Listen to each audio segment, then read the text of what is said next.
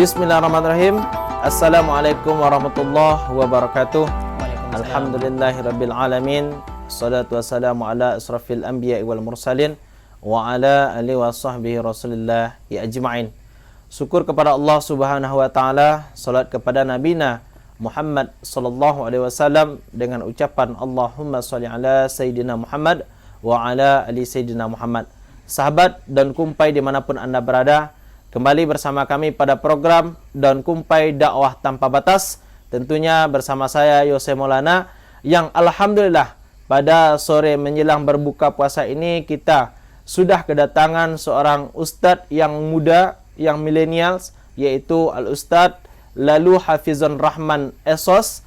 Beliau merupakan alumni dari STID Muhammad Nasir Jakarta. Beliau datang dari Bekasi dan juga merupakan dai inspirasi dakwah pedalaman yang alhamdulillah sudah menyempatkan waktu untuk hadir bersama dengan kita. Namun sahabat dan kumpai dimanapun Anda berada, kembali kita sapa dulu Al-Ustadz yang sudah hadir dengan kita. Assalamualaikum Ustadz. Waalaikumsalam warahmatullahi wabarakatuh. Kaifahal Ustadz? Alhamdulillah bikhair. Masya Allah, jazakallah Ustadz. Baik. Sahabat dan kumpai dimanapun Anda berada, tentunya kita tidak sabar lagi ingin mendengar pesan-pesan atau tausiah yang akan disampaikan oleh Al-Ustadz. Namun Al-Ustadz, kira-kira Ustadz, sore menjelang berbuka puasa nih Ustadz, sebelum beduk berbunyi, apa nih Ustadz kira-kira yang Ustadz sampaikan nih temanya Ustadz? Rahasia terkabulnya keinginan di Ramadan. Masya Allah. Itu. Jadi ada rahasianya Ustadz ya? Ada rahasianya. Sahabat dan kumpai dimanapun Anda berada, mari sama-sama kita dengarkan tausiah dan pesan-pesan yang disampaikan oleh Al-Ustadz yang berjudul dan tema tadi adalah rahasia mencapai keinginan di masa atau di bulan suci Ramadan ini. Tafadhol Ustadz. Baik, terima kasih. Bismillah, Assalamualaikum warahmatullahi wabarakatuh. Waalaikumsalam warahmatullahi wabarakatuh. Alhamdulillahilladzi bini'matihi tatimmus salihat wa bifadlihi tasilu ila kullil ghayat wa bitaufiqihi tahsulu kullal khairat. Asyhadu an la ilaha illallah wa asyhadu anna Muhammadan abduhu wa rasuluhu la nabiyya wa la rasula ba'dah. Sahabat Daun Kompe yang Allah muliakan, Ramadan telah kita jalani bersama. Dan banyak sekali rahasia-rahasia yang Allah ciptakan di bulan Ramadan ini. Salah satunya ketika Allah Tabaraka wa Ta'ala berfirman, Ya ayyuhalladzina amanu kutiba alaikumusiyam. Ada terjemahan versi tadabbur yang harus kita pahami bersama dalam ayat yang sungguh sangat mulia ini. Seolah-olah Allah Tabaraka wa Ta'ala mengatakan kepada kita semua dengan ucapan, wahai orang-orang yang beriman, telah diciptakan kepada kalian sebuah suasana, sebuah keadaan, sebuah lingkungan dalam waktu kurun 1 bulan full yang tujuannya hanya satu, la'allakum tattaqun, supaya kita berubah, transformasi kehidupan kita menuju kehidupan yang lebih baik. Jadinya sahabat Kompe yang Allah muliakan, Ramadan Allah hadirkan di waktu kita yang sekarang ini sebagai ajang perubahan diri, sebagai ajang perubahan sikap, sebagai ajang perubahan kehidupan kita dari yang sebelumnya menuju kehidupan yang jauh lebih baik yang akan datang. Sahabat Daun Kompe, Allah Tabaraka wa Ta'ala hadir di Ramadan ini sebagai satu-satunya trainer, pelatih kita semua yang menciptakan suasana dan keadaan ini. Bagaimana tidak, sahabat Daun Kompe? Bagaimana tidak Allah yang menjadikan semua ini? Hari ini kita mau terbang kemanapun, kita mau berjalan kemanapun, kita akan temukan kurang lebih ada 3,5 miliar manusia sedang menjalani training yang sama, sedang menjalani pelatihan yang sama. Apa itu? Berpuasa. Apa itu? Saum di bulan Ramadan ini. Kita mau berangkat ke Amerika, orang Amerika yang muslim pasti sedang berpuasa. Kita mau berangkat ke Australia, orang Australia yang muslim pasti sedang berpuasa. Apalagi kita berangkat ke Arab. Semua manusia ini diciptakan suasana dan keadaannya oleh Allah Tabaraka wa Ta'ala dalam suasana keadaan yang sama.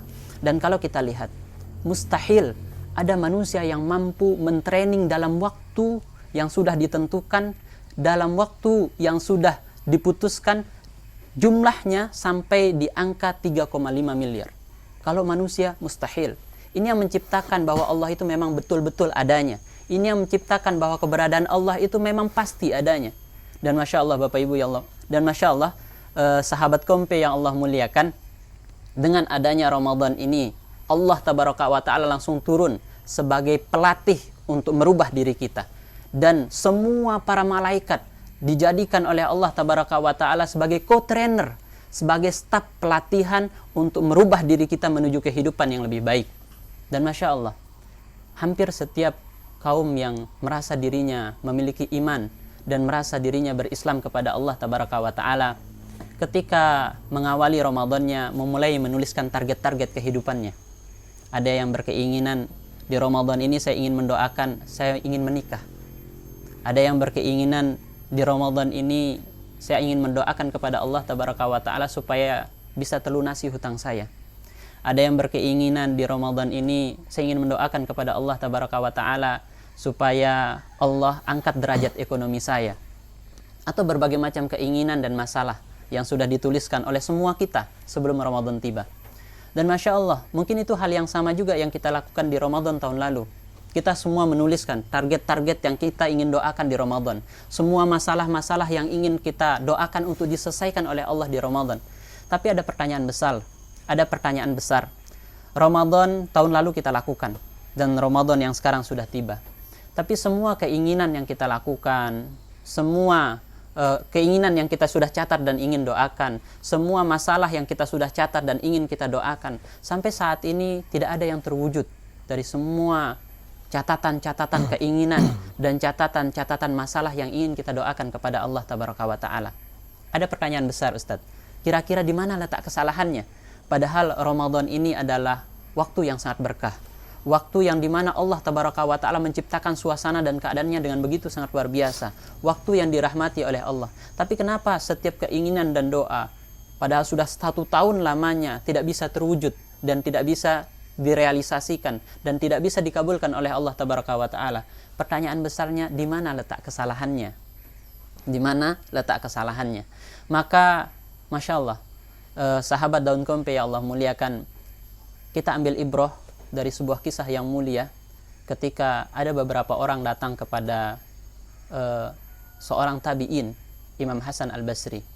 Di saat itu sahabat dan kompe ya Allah muliakan, orang-orang berdatangan meminta nasihat kepada Imam Hasan Al-Basri.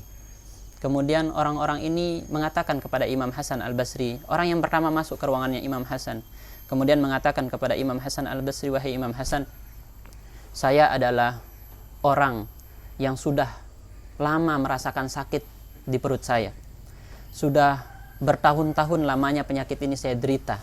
Dan Masya Allah, sahabat kompe ya Allah muliakan, orang ini mengatakan, saya sudah mendatangi berbagai macam dokter supaya penyakit saya ini bisa sembuh. Dan saya juga sudah berdoa keras kepada Allah Tabaraka wa Ta'ala supaya penyakit saya ini bisa sembuh. Tapi sampai saat ini penyakit saya ini belum bisa disembuhkan.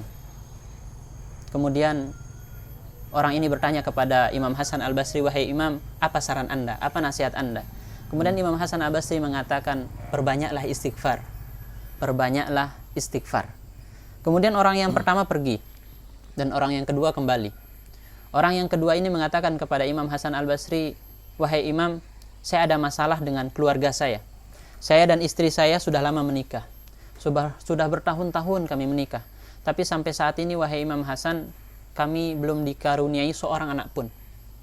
Kemudian orang ini mengatakan, padahal kami sudah bekerja keras, mendatangi berbagai macam tabib, mendatangi berbagai macam dokter, dan juga kami sudah berdoa keras kepada Allah supaya kami dikaruniai seorang anak. Tapi sampai saat ini kami belum memiliki anak. Apa saran Anda, wahai Imam Hasan? Kemudian Imam Hasan Al-Basri mengatakan, perbanyaklah istighfar. Orang yang kedua pergi dan orang yang ketiga masuk. Orang yang ketiga juga sama, mengeluhkan masalahnya kepada Imam Hasan Al-Basri, mengatakan kepada Imam Hasan, wahai Imam Hasan, saya memiliki strata ekonomi yang berada di menengah ke bawah. Padahal saya pengen jadi orang kaya.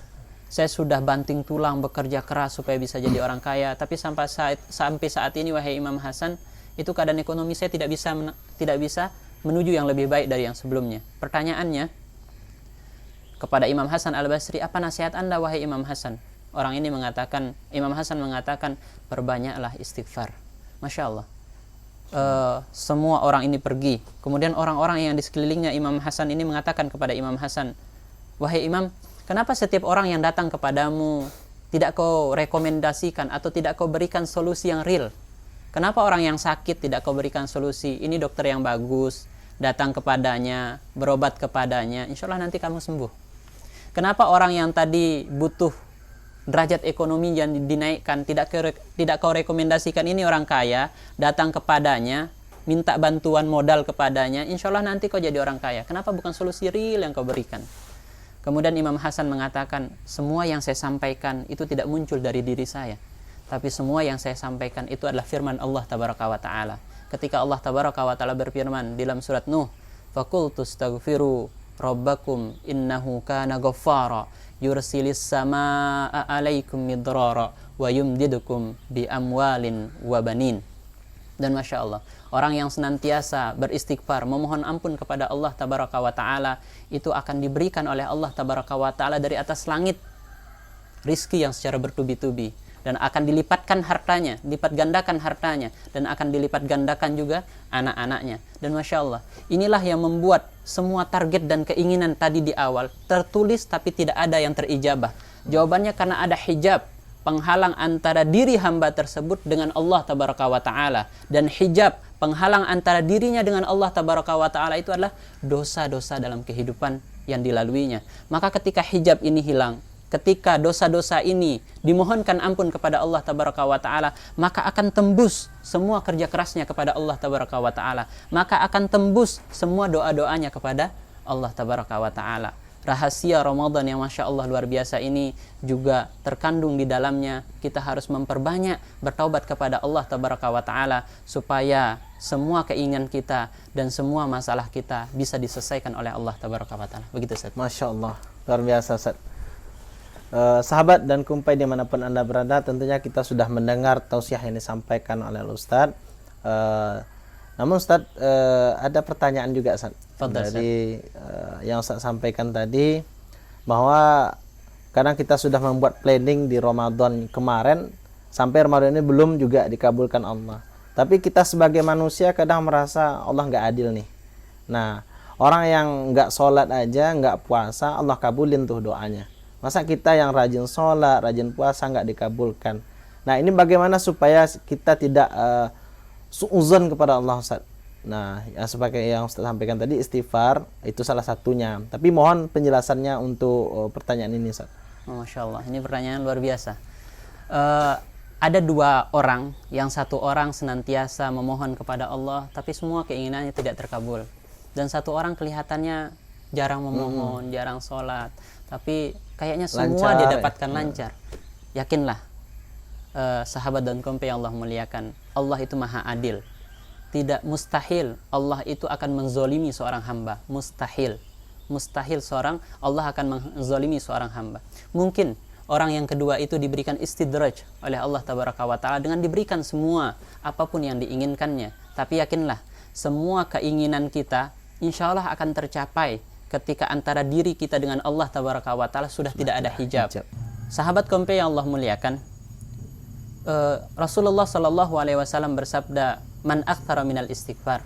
Barang siapa yang detik-detik dalam kehidupannya selalu membasahi lisannya dengan memohon ampun kepada Allah Tabaraka wa Ta'ala, ada banyak sekali faidah yang akan didapatkannya. Ada banyak sekali keutamaan yang akan didapatkannya.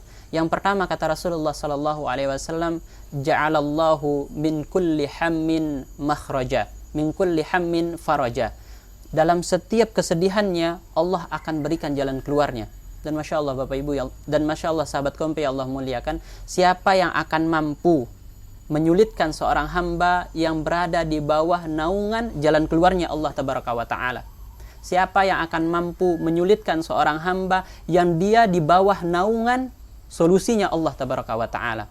Ini yang pertama. Terus yang kedua, Allah Tabaraka wa Ta'ala akan menjanjikan kepada seorang hamba yang senantiasa membasahi lisannya dengan istighfar, "Ja'alallahu min kulli dikin faraja." Allah akan berikan dalam setiap kesempitan dadanya, Allah akan berikan kelapangan. Masya Allah, ketika seorang hamba sesak dengan berbagai macam masalah dan kesedihan, Allah datang akan memberikan kelapangan hatinya. Ini luar biasa. jaminan dari Allah tabaraka wa taala. Dan yang terakhir, Allah akan berikan kepada orang-orang yang senantiasa memohon ampun kepadanya dengan kalimat warazaqahu min haitsu la yahtasib, dan akan dijamin rizkinya oleh Allah tabaraka wa taala dari arah yang tidak disangka-sangka. Masya Allah, tabarakallah Ustaz. Luar biasa. Alhamdulillah penjelasan yang Ustaz berikan. Namun Ustaz, ada sedikit Ustaz. Tadi Ustaz menyampaikan tentang istidraj. Mohon penjelasannya, apa itu istidraj Ustaz? Istidraj ini Masya Allah. Istidraj adalah suatu keadaan di mana seorang manusia merasa semua yang dilakukannya, semua yang diaktivitaskannya itu terasa mudah. Dalam segi ekonomi dia kaya, dalam segi segala aktivitas dia dimudahkan.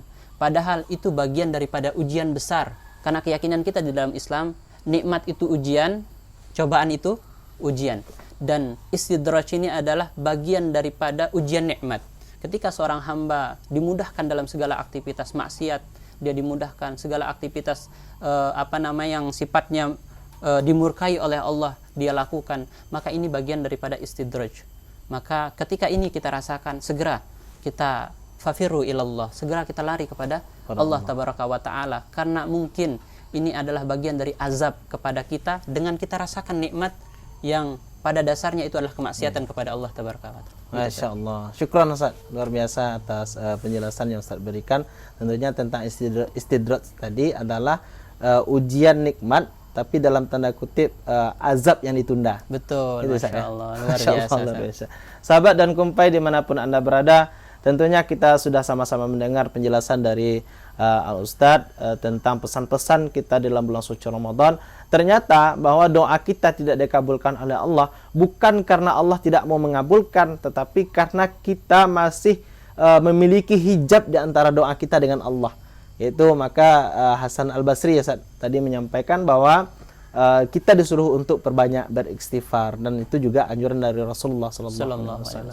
Sahabat dan kumpai dimanapun Anda berada, kita sudah mendengarkan penjelasan dari Al-Ustadz tadi. Tentunya jangan lupa bagi sahabat dan kumpai dimanapun Anda berada, terus saksikan program kami Daun Kumpai Dakwah Tanpa Batas.